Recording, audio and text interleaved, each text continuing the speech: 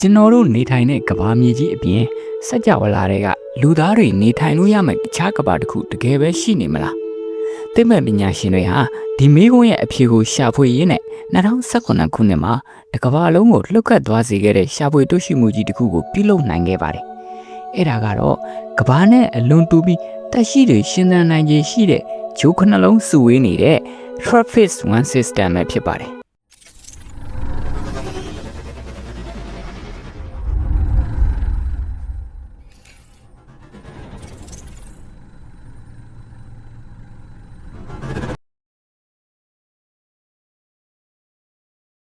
TRAPPIST-1 system ဆိုတာဘာလဲ TRAPPIST-1 system ဆိုတာကဘာကနေအလင်းနဲ့40ခန့်ကွာဝေးတဲ့နေရာမှာရှိပြီးအာကာသထဲမှာကျွန်တော်တို့ကဘာမြေလိုကြောက်ဆောင်ဂျိုးရည်အတွက်အများဆုံးစုဝေးတွေ့ရှိထားတဲ့ထူးခြားဆန်းပြတဲ့ကြယ်အဖွဲ့အစည်းခုဖြစ်ပါတယ်2019ခုနှစ်မှာ NASA ကနေတရားဝင်ကြေညာခဲ့ပြီးခေတ်သစ်နက္ခတ္တဗေဒသမိုင်းမှာအရေးပါဆုံးရှာဖွေတွေ့ရှိမှုတစ်ခုဖြစ်ခဲ့ပါတယ်သူ့ရဲ့ဗဟိုမှာရှိတဲ့မိခင်ကျယ်ဟာကျွန်တော်တို့နေလိုမျိုးတောက်ပပြီးပူပြင်းတဲ့ကျယ်ကြီးမဟုတ်ပါဘူးသူက Atrago Dwarf အလွန်အမြင့်သောအနီရောင်ကျယ်မှုအမျိုးအစားဖြစ်ပါတယ်အရွယ်အစားကဂျူပီတာထက်နည်းနည်းပဲကြီးပြီးအပူချိန်ကလည်းကျွန်တော်တို့နေမင်းကြီးရဲ့တဝက်လောက်ပဲရှိပါတယ်ဒီကျယ်ဟာအလွန်သေးငယ်ပေမဲ့တက်တန်းအလွန်ရှိပါတယ်ကျွန်တော်တို့နေမင်းကြီးရဲ့တက်တန်းဟာနှစ်ပေါင်းဘီလီယံ30လောက်ပဲရှိနိုင်ပေမဲ့ TRAPPIST-1 ကျယ်ပူလေးကတော့နှစ်ပေါင်းထရီလီယံချီဆက်လက်ရှင်သန်နိုင်စွမ်းရှိပါတယ်သူ့ရဲ့အယောင်ကအနီရောင်ရင့်ရင့်ဒါမှမဟုတ်လိမ္မော်နီရောင်တန်းနေပါတယ်ဒါပေမဲ့စိတ်ဝင်စားစရာအကောင်းဆုံးကတော့ဒီကျယ်ပူလေးတွေကိုလှည့်ပတ်နေတဲ့ဂျိုးခနှလုံးစလုံးဟာကဘာမြေနဲ့အရွယ်အစားတူညီကြပြီးအားလုံးဟာကြောက်ဆောင်ဂျိုးတွေဖြစ်နေတာပါပဲဒီဂျိုးတွေကိုဗဟိုကျဲနဲ့အနီးဆုံးကနေအဝေးဆုံးအထိအခရာ B ကနေ H အထိအစင်လိုက်နာမည်ပေးထားပါတယ်အားလုံးဟာသူတို့ရဲ့မိခင်ကျဲနဲ့အရန်နီးကပ်စွာတည်ရှိနေကြတဲ့အတွက်မိခင်ကျဲကိုတပတ်ပတ်ဖို့ကဘာရက်နဲ့တွေ့ရင်ရက်အနှဲငယ်ပဲကြာပါတယ် TRAPPIST-1b ဒီဂျိုဟာဗဟိုကျဲနဲ့အနီးဆုံးဂျိုဖြစ်ပါတယ်မိခင်ကျဲအားတပတ်ပြည့်ရန်ပတ်လန်းကြာခြင်းကတော့ကဘာရက်တရက်ခွဲပဲကြာပါတယ်အရွယ်အစားအဖြစ်ကဘာထက်12ရာခိုင်နှုန်းပိုကြီးပါတယ်မိခင်ကျဲနဲ့အနီးဆုံးဖြစ်လို့အရန်ပူပြင်းပါတယ်ဂျိုရဲ့အယောင်ဟာမိခိုးရောင်ဒါမှမဟုတ်အနက်ရောင်ရင်းရင်ရှိနေနိုင်ပါတယ်မိခင်ကျဲနဲ့အနီးဆုံးဖြစ်လို့လေတုနဲ့ရေဓာတ်အလုံးခန်းချောက်သွားပြီးကြောက်ဆောင်တွေပဲကြံခဲ့တဲ့ကဘာပါကျွန်တော်တို့ရဲ့လကဘာဒါမှမဟုတ်ဘော်ဒဖူးဂျိုလိုမျိုးအပူရှိန်ကြောင့်လောင်ကျွမ်းထားတဲ့ပြာနန်းနန်းမိခိုးရောင်ကြောက်ခဲကဘာကြီးဖြစ်နေနိုင်ပါတယ် TRAPPIST-1c ဒီဂျိုကတော့မိခင်ကျဲနဲ့ဒုတိယမြောက်အနီးဆုံးဂျိုဖြစ်ပါတယ်မိခင်ကျဲအားတပတ်ပြည့်ရန်ပတ်လန်းကြာခြင်းကတော့ကဘာရဲ့2ရက်ခွဲကြာပါတယ်ရွယ်စားအဖြစ်ကဘာမြေနဲ့အနီးဆက်ဆုံးတူညီပါတယ်ကျွန်တော်တို့နေအဖွဲ့အစည်းတွေကတောက်ကြဂျိုနဲ့တူပါတယ်ဂျိုရဲ့အယောင်ဟာဝါကျင့်ကျင့်ဒါမှမဟုတ်လိမ္မော်ရောင်ဖြော့ဖြော့ရှိနေနိုင်ပါတယ်ဒီဂျိုမှာတောက်ကြဂျိုလိုမျိုးထူထပ်တဲ့ကာဗွန်ဒိုင်အောက်ဆိုက်လေထုရှိနေနိုင်ပါတယ်အဲ့ဒီထူထပ်တဲ့တိမ်တိုက်တွေကြောင့်ဂျိုရဲ့အပြင်ဘက်ကနေကြည့်ရင်ဝါကျင့်ကျင့်လိမ္မော်ရောင်တန်းနေတဲ့ဗဟေလိဆန်တဲ့ကဘာတစ်ခုအဖြစ်မြင်တွေ့ရမှာပါမိခင်ကျဲရဲ့အပူချိန်ကြောင့်ဖန်လဝင်အာနိသင်ပြင်းထန်ပြီးအပူချိန်အယမ်းမြင့်မားနိုင်ပါတယ်ဒီဂျိုမှာရေအရေးအဖြစ်တည်ရှိဖို့မဖြစ်နိုင်ပါဘူး TRAPPIST-1d မိခင်ကျဲနဲ့တတိယမြောက်အနီးဆုံးဂျိုဖြစ်ပါတယ်မိခင်ကျဲအားတပတ်ပြည့်ရန်ပတ်လန်းကြာခြင်းကတော့ကဘာရဲ့4ရက်ကြာပါတယ်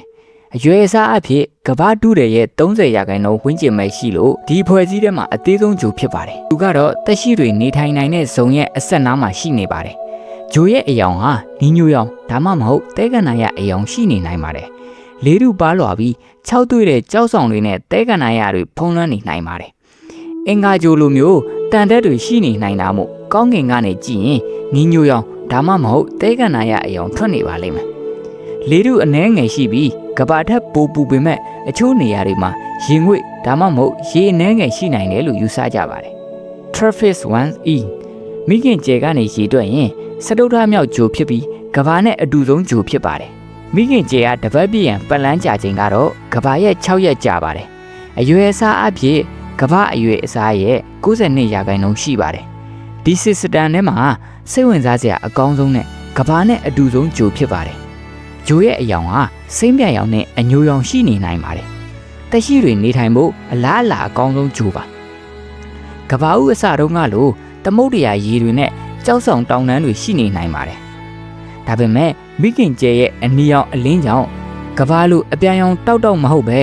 နတ်မောင်နဲ့စိမ့်မြရောင်ဒါမှမဟုတ်အညိုရောင်ရောရှက်ထားတဲ့သဘာဝအလှကိုမြင်ရနိုင်ပါတယ်။သူ့ရဲ့ဥတိုင်းဟာကဘာလိုပဲတန်တဲ့အပြည့်ရှိနိုင်ပြီးတင်းတော်တဲ့လေထုနဲ့သမုတ်တရားရေတွေတည်ရှိဖို့ရာဂိုင်တော့အများဆုံးဖြစ်ပါတယ်။နေထိုင်လို့အသင့်တော်ဆုံးအပူချိန်လည်းရှိနိုင်ပါတယ်။ Travis 1F မိခင်ကျဲကနေရေတက်ရင်ပစ္စမမြောက်ဂျိုဖြစ်ပြီး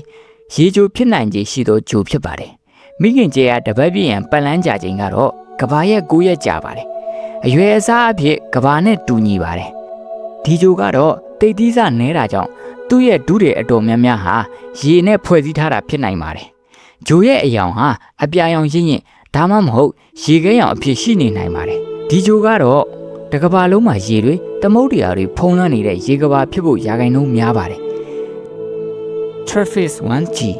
မိခင်ကျဲကနေရေတွက်ရင်စက်တမမြောက်ဂျိုဖြစ်ပါတယ်။မိခင်ကျဲကတပတ်ပြည့်ရန်ပတ်လန်းကြချိန်ကတော့ကဘာရဲ့12ရက်ခွဲကြာပါတယ်။အရွယ်အစားအဖြစ်ကဘာတက်15ရာခိုင်နှုန်းပိုကြီးပါတယ်။ကဘာနဲ့အင်္ဂါဂျိုကြားတဲ့ကအခြေအနေမျိုးရှိပါတယ်။ဂျိုရဲ့အယောင်ဟာဖြူပြာရောင်အဖြစ်ရှိနေနိုင်ပါတယ်။ Hefestival ဇုံရဲ့အစွန်ဆုံးမှာရှိပြီးအလွန်အေးမြတဲ့ဂျိုဖြစ်ပါတယ်။ကဘာအနာတိကဇုံလိုမျိုးတကဘာလုံးရေခဲပြင်တွေနှင်းတွေဖုံးလွှမ်းနေနိုင်တာကြောင့်အာကာသထဲကနေကြည့်ရင်ဖြူဖွေးတောက်ပပြီးအပြာနုရောင်တန်းနေတဲ့ဂျိုကြီးအဖြစ်မြင်ရမှာပါ။ Travis 1H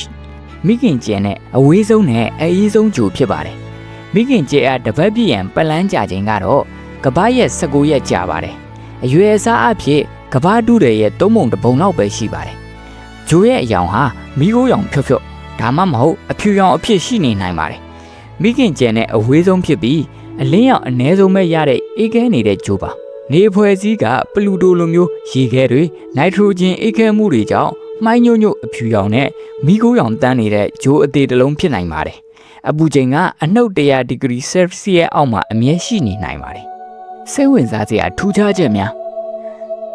Travis 1 System ဟာအလွန်ကြစ်လက်သိပ်သီးပါတယ်။မိခင်ကျဲကနေအဝေးဆုံးမှာရှိတဲ့တတမမြောက်ဂျိုရဲ့ပလန်ဟာကျွန်တော်တို့နေဖွဲ့စည်းကနေနဲ့ဗုဒ္ဓဘူးဂျိုကြားအကွာဝေးထက်တောင်6ဆပိုပြီးနီးကပ်ပါတယ်။ဒီဂျို9လုံးဟာတစ်လုံးနဲ့တစ်လုံးဆွဲငင်ရခြင်းမျှတအောင်ထိညှိရင်းနဲ့ကွက်တိကြတဲ့တင်ချအချိုးအစားအတိုင်းလှည့်ပတ်နေကြပါတယ်။ဥပမာအပြင်ဘက်ဆုံးဂျို H ကမိခင်ကျဲကို2ပတ်ပတ်မိတဲ့အချိန်မှာဂျို G က3ပတ်ဂျို F က4ပတ်ဂျို E က6ပတ်ဂျို D က9ပတ်ဂျို C က15ပတ်နဲ့အနည်းဆုံးဂျို B က24ပတ်တိတိပတ်မိပါတယ်။ဒီချိုးစားလိုင်းတွေကိုအတန်လိုင်းအဖြစ်ပြောင်းလိုက်လိုက်ရင်အလွန်ညင်ညောင်းတဲ့ဂီတတန်တင်တစ်ခုလိုကြားရမှာဖြစ်လို့သိပ္ပံပညာရှင်တွေက Harmony of Flatness လို့တင်စားကြပါတယ်။ဒီဂျိုတွေဟာမိခင်ကျဲနဲ့အရန်နှီးတဲ့အတွက်အချိန်ပြင်းပြင်းနဲ့လှည့်ပတ်နေရပါတယ်။ဒါကြောင့်သူတို့စီမှာတစ်နှစ်ပြည့်ဖို့အတွက်ကဘာရက်နဲ့ဆိုရင်တရုတ်ခွဲကနေ19ရက်ပဲကြာပါတယ်။မွေးနေ့ပွဲတွေခဏခဏလုပ်ရမယ့်သဘောပေါ့။ဒါပေမဲ့အားလုံးဟာထိုင်တာ login ဖြစ်နေတဲ့အတွက်မိခင်ကျဲကိုမျက်နှာမူထားတဲ့ဘက်ကထာဝရနေဘက်ဖြစ်နေပြီးကျန်တဲ့ဘက်ကတော့ထာဝရညဘက်ဖြစ်နေပါတယ်။ဒီဂျိုတွေပေါ်မှာနေဝင်သွားတာနေထွက်လာတာမျိုးဘယ်တော့မှရှိမှာမဟုတ်ပါဘူး။ဂျိုတွေဟာတစ်လုံးနဲ့တစ်လုံးအရန်နိကက်စွာတည်ရှိနေတာကြောင့်ကဘာကနေလက်ကိုမြင်ရတဲ့အရွယ်အစားထက်အစာပေါင်းများစွာပိုကြီးပြီးပိုလင်းလက်စွာမြင်ရမှာပါ။အကယ်၍တင်ဟာ Travis 1E ရဲ့မျက်နှာပြင်ပေါ်မှာရက်နေမယ်ဆိုရင်ဘေးနားကဂျိုတွေရဲ့တိမ်တိုက်တွေသမုတ်တရားတွေနဲ့ပထဝီဝင်အနေထားတွေကိုပါတာမန်မျက်စိနဲ့လှမ်းမြင်ရမှာဖြစ်ပြီးကောင်းကင်ယံကြီးဟာတိပ္ပံရုပ်ရှင်တွေတဲကလို့အလွန်စမ်းကြယ်လှပနေပါလိမ့်မယ်။သူတို့ရဲ့မိခင်ကျဲဟာအနီရောင်ကျယ်ဘူးဖြစ်လို့ထုတ်လွတ်တဲ့အလင်းအများစုဟာအနီအောက်ရောင်ကြီးတွေဖြစ်ပါတယ်။ဒါကြောင့်ဂျိုတွေရဲ့ကောင်းကင်ယံဟာကဘာလိုအပြာရောင်ရှိမှာမဟုတ်ဘဲလိမ္မော်နီရောင်ဒါမှမဟုတ်သွေးရောင်လိုရဲရဲတောက်နေတဲ့အယောင်မျိုးအမြဲဖြစ်နေမှာပါ။အကယ်၍အဲ့ဒီမှာအပင်တွေပေါက်ရောက်ခဲ့ရင်တောင်အလင်းပြန်မှုစနစ်အရအပင်တွေရဲ့အယောင်ဟာအစိမ်းရောင်မဟုတ်ဘဲအနက်ရောင်ဒါမှမဟုတ်အညိုရောင်ရင်းရင်ဖြစ်နေလိမ့်မယ်လို့ဇီဝဗေဒပညာရှင်တွေကခန့်မှန်းထားပါတယ်။အနီရောင်ကျယ်ဘူးတွေဟာအေးမြပေမဲ့သူတို့ရဲ့တဘာဝအရပြင်းထန်တဲ့အာကာသမုန်တိုင်းတွေကိုမကြာခဏထုတ်လွှင့်တတ်ပါတယ်။ Travis 1 ကျဲဟာကဘာဦးအစတုန်းကကျွန်တော်တို့နေထိုင်တဲ့နေမင်းကြီးတဲ့ပုံမပြင်းထန်တဲ့ရေဒီယိုတတိကြွလှိုင်းတွေကိုထုတ်လွှင့်ခဲ့တာကြောင့်အနည်းဆုံးကဂျိုတွေရဲ့လေထုနဲ့ရေတွေကိုလောင်ကျွမ်းပျက်စီးပစ်နိုင်ခဲ့တယ်လို့သိပ္ပံပညာရှင်တွေကတန်တရားရှိနေကြပါတယ်။ ဒါဆိုလူသားတွေအဲ့ဒီကိုတွားလဲလို့ရမလားလောလောဆယ်မှာတော့အလင်းနှစ်40ဆိုတာကျွန်တော်တို့ရဲ့အမြန်ဆုံးအာကာသနဲ့တွားရင်တော့နှစ်ပေါင်းသိန်းချီကြာဦးမှာပါဒါပေမဲ့လက်ရှိမှာတော့ James Webb Space Telescope ကြီးကနေတဆင့်ဒီဂျိုတွေပေါ်မှာလေထုရှိမလားရေငွေ့ရှိမလားဆိုတာကိုအသေးစိတ်ဆက်လက်လေ့လာနေပါတယ်တနေ့မှာဒီဂျို9နှလုံးဟာလူသားတွေရဲ့ဒုတိယမြောက်အိမ်ဖြစ်လာမလားဆိုတာကတော့စောင့်ကြည့်ရအောင်ပါတကယ်ချင်းတို့ကဒီဂျို9နှလုံးထဲမှာတစ်လုံးပေါ်မှာတက်ရှိတွေတကယ်ရှိနေနိုင်လိမ့်မယ်လို့ထင်ပါသလားကွန်မန့်မှာဝင်ရောက်ဆွေးနွေးသွားကြပါဦးဗီဒီယိုလေးကိုသဘောကျရင် like and subscribe လုပ်ထားလို့ရပါတယ်နောက်ထပ်စိတ်ဝင်စားစရာအာကာသအကြောင်းတွေနဲ့ပြန်လာခဲ့ပါမယ်တာယာတဲ့နေ့လေးပဲဖြစ်ပါစေ